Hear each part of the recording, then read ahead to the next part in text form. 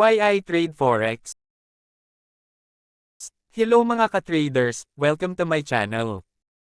Nais ko lang i-share sa inyo bakit ako nag-tech trade ng Forex. Isa ba itong sugal? Or gambling? Pwede siyang maging sugal o pwede din naman siyang maging source of income or extra income. Nakadepende yan sa pag-aaral nyo o sa mga natutunan nyo sa online tungkol sa Forex trading. Madami na ngayon resources sa internet about sa online Forex trading. Aaminin ko na malaki na din ang nawalang pera ko sa Forex pero inisip ko na lang na bahagi iyon ng aking pag-aaral sa Forex trading. So let's get straight to the point at sagutin ang tanong na bakit ako nag-o-online Forex trading.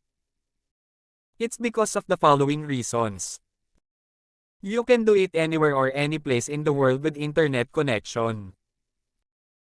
Or just in the comfort of your home while sitting in a couch. You are your own boss. You have flexible time doing it or hawak mo ang oras mo. But there are things you have to keep in mind about Forex trading. It's not a get-rich-quick scheme.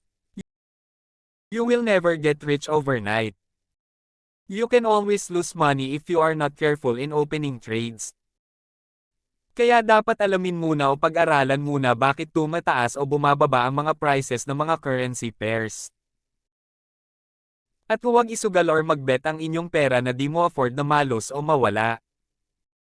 In other words, trade only the money that you can afford to lose or kaya nyo mawala. Gets nyo na mga ka-traders?